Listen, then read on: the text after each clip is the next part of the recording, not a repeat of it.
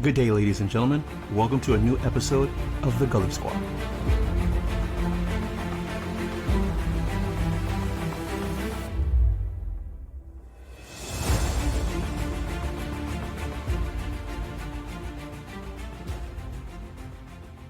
How you doing, everybody?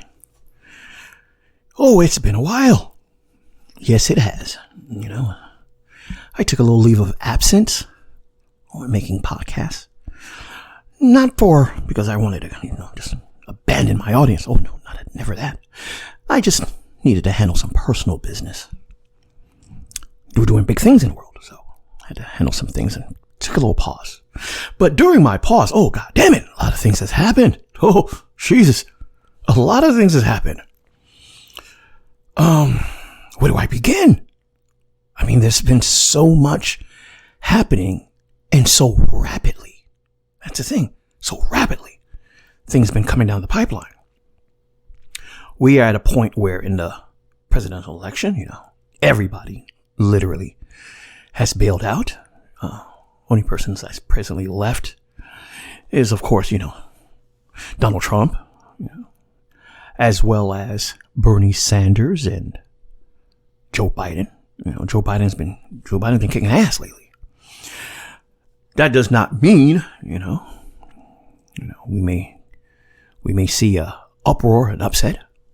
I still don't believe anybody could beat Donald Trump right now. I just don't see it. And not because I support the man. No, I don't. But we got to be real. We got to be honest. I don't see Joe Biden doing it. But this is America. Anything could happen. But on a different note, on a more global note, we have the coronavirus. This virus has elevated to what they now call a pandemic. Okay? And that's very serious. As we all know, it is a very serious thing when a virus goes from epidemic to a pandemic. The whole globe is put on notice. Now, a lot of people are saying, a lot of people didn't take this seriously. A lot of people did not take it seriously, not because that they just didn't believe it. It's just that we go by information that we receive in the United States of America. And since I'm talking to the United States, I'm talking to a population, global population, we get news, filtered. And we saw things happening in China that was kind of unbelievable. Wuhan, China, literally locked down 11 million people. Now, for some people to understand that's the size of a small city. That's Miami. That's Brooklyn. That's a small city, San Francisco. And living in America, we can't really comprehend that because we've never seen that in the modern day. People are under 50 years old. We've never seen a lock down a whole goddamn city, but they did it in China. And I'm glad they did. I am glad they did because they had to do something that was serious enough because it was afflicting so many people so rapidly in Wuhan, China. And for those who do not remember, in the early 90s, we had the HIV scare, the AIDS epidemic. Actually, it happened starting in the 80s, but it really took effect in the 90s. And if I'm not mistaken, in the 89 or 90, I can't remember exact year. But when that happened, for those who remember, the island of Cuba did something drastic, very drastic. They went door to door, knocked on every door and said, we're testing each and every man, woman, and child in that location, in your home, in Cuba. Now, a lot of countries gave Cuba the flack for that. They gave them they really talked they gave Cuba a lot of negativity, the global population, the global body. And it says it was very intrusive. And it was very goddamn intrusive. But at the same time, what they did was they knocked on everyone's door if they had the HIV virus at the time. This is the early 90s. If your son, daughter, grandmother, whoever had it in that particular house, that person was leaving and going straight to quarantine. No ifs, no ands about it. They got some paperwork and said, listen, visit your mother, your wife, whoever has it. You could come visit them, but they're leaving that location. Now, like I said, when Cuba did this, and I'm going to explain why I'm telling you this. When Cuba did this, it was very intrusive. People were angry. People were pissed. The world body was in an uproar, like, why would Cuba do such a thing? But in reality, it worked. It fucking worked. Because they were able to isolate the HIV virus, which became full-blown AIDS. They were able to isolate it on that small island. And if I'm not mistaken, don't quote me on this, but if I'm not mistaken, they were able to minimize the spread of HIV on that island in a short matter of years. The first island, which was Cuba, to do this. The first country actually to do it in that particular manner. Now, why did I tell you this? Because I saw China doing the exact same goddamn thing. They saw the problem they saw the problem that they were not being able to handle, to grip. And the spread of this infection, for what they're saying, is so rapid. Not the death rate. We gotta be very careful with this information. The rate of infection is very, very high. God damn it, if you're in a room of 20 people, supposedly 14 people is gonna catch it. If you just sneeze, well, you're gonna get this heat, you're gonna get this work. So the level of infection is very, very high. If what they're saying is correct, the damn virus could last on a chair, on an inanimate object for 72 hours. Think about that. You sneezing on a door, you're coughing on the door, whatever. That virus coming from the particles of your sneeze could stay on that door, on that doorknob, on that railway, on anything for 72 hours.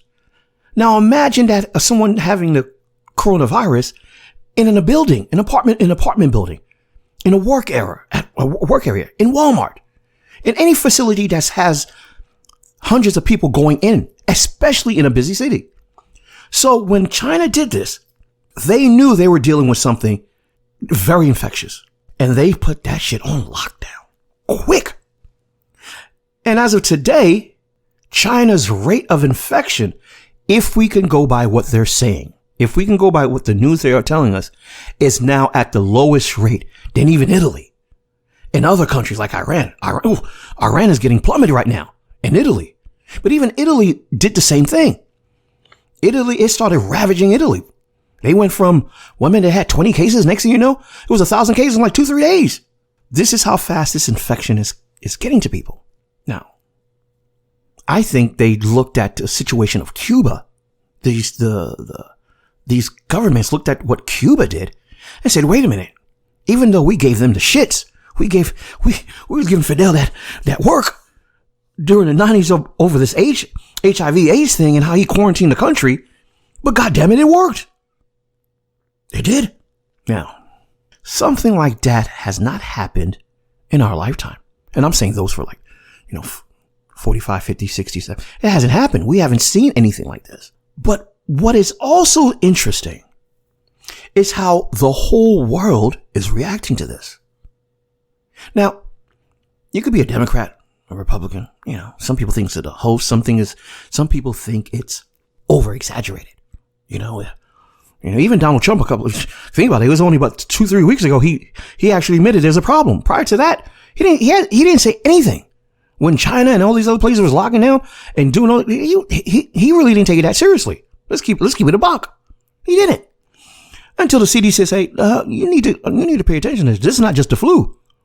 This shit is contagious.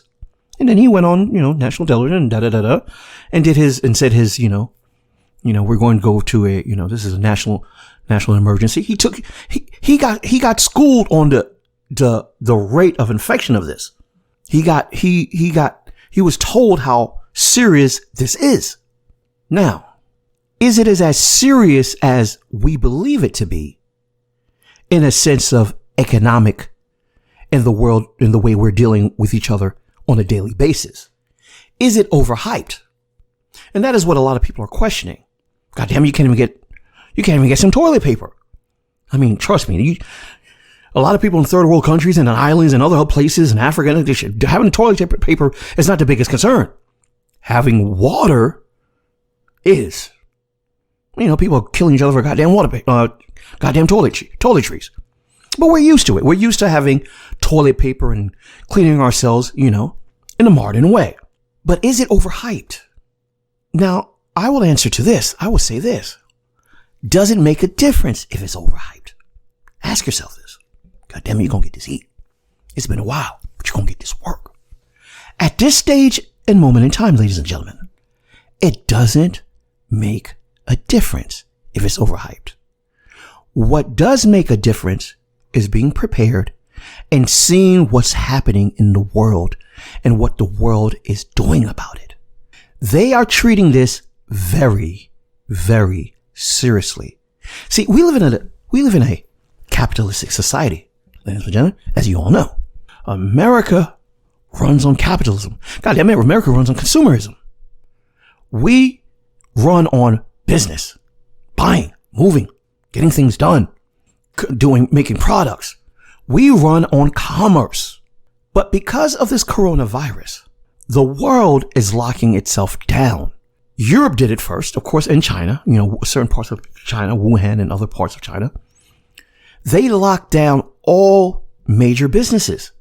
Matter of fact, today, just a few hours ago, Puerto Rico just put a national curfew from 6 a.m. to 6 p.m.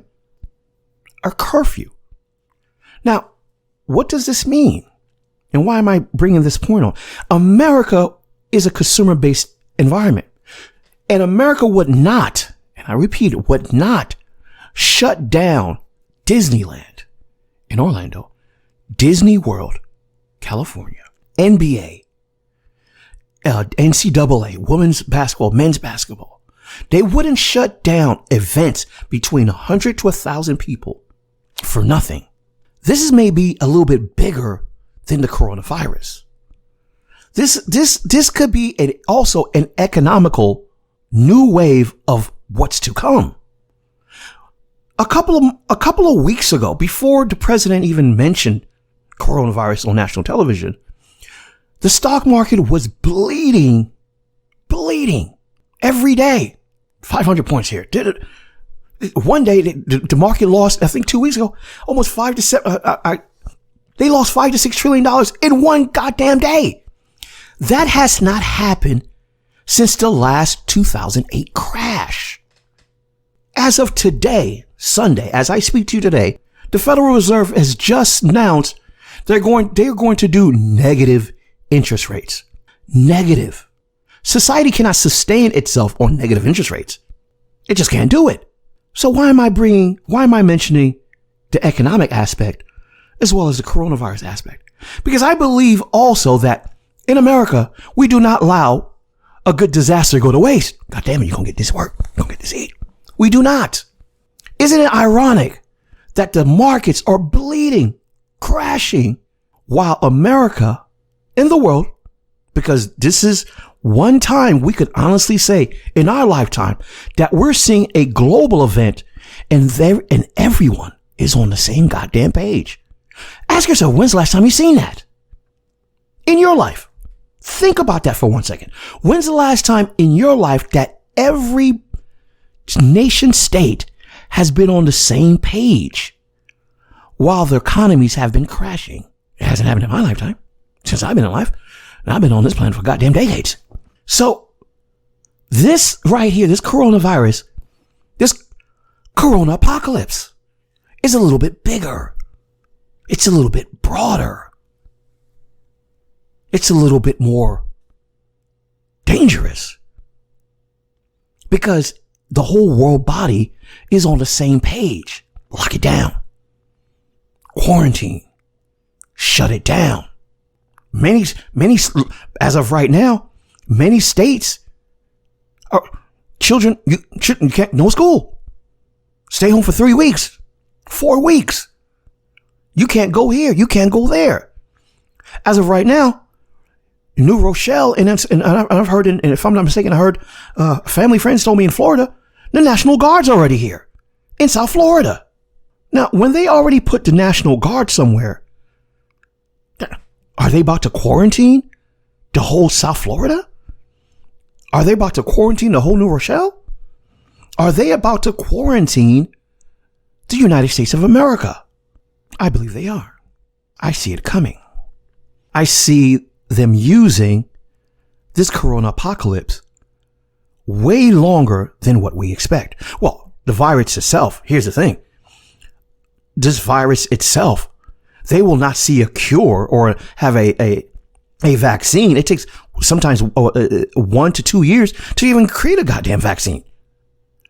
Well, some will say they already have it, and it'll still take 1 to 2 years. But think about that, folks. Think about that.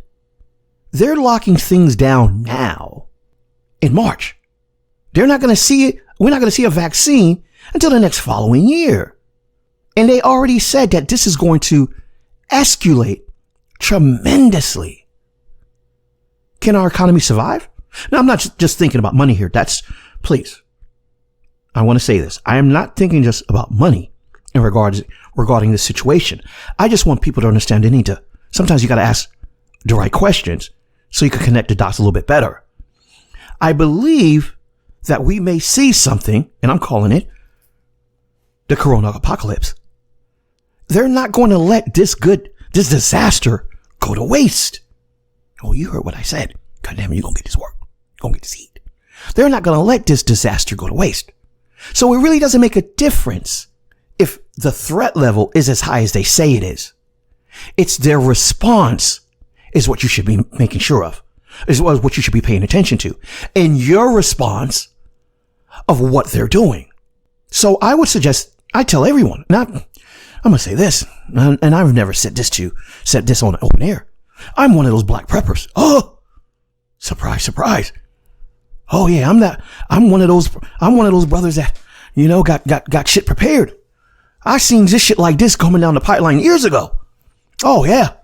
I bought masks and food supply. I ain't got that much shit, but I've been prepping throughout the years because I saw something.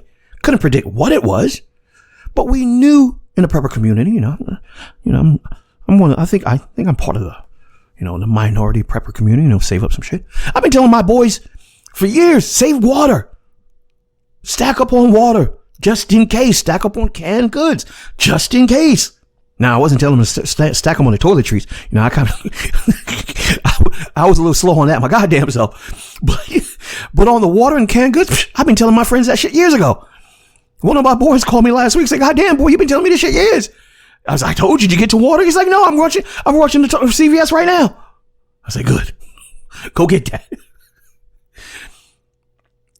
But we need to pay attention to why they're doing it in such a manner. Yes, they're doing it to protect the population. Yes, they're locking things down because this infectious virus, this new virus, they really don't have the handle of it. They know it's very infectious. They know it'll withstand 72 hours on inanimate objects, which is really crazy. That's the real kicker. The shit could last 72 hours on a doorknob, on a rail, on a bicycle, on anything that you leave your type of bodily fluids on. That's the reason why you gotta Lysol everything up. Bleach water, bleach shit up.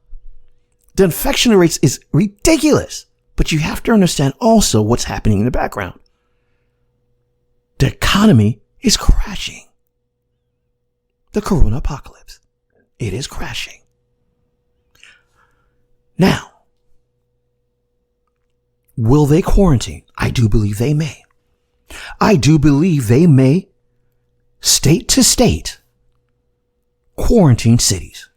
What will that look like? I don't have a goddamn clue. But I think they're going to do it. I could be wrong. But they're doing everything in that direction. Locking all businesses down. Putting curfews in Puerto Rico. Telling parents to take their children out of school. And by the way, schools are closed 2-3 weeks. 4 weeks in some states. Why would they do that? So, ladies and gentlemen, get as much water as you can. Get as much canned foods as you can. If you don't have any more water at the stores, then get you some tap water. Boil it, filter it, do what you need to do, but make sure you have water. See, the human body could survive without food for up to almost 30 days. But you can't survive without liquid, without water. After 3-4 days, your kidneys will shut down, your liver. We are, supposedly 90% water? 98, 95%, something like that. So you technically could last a long time. There's some people that have known that could last 90 days without actually eating anything. It can be done. See, we get psychologically trained that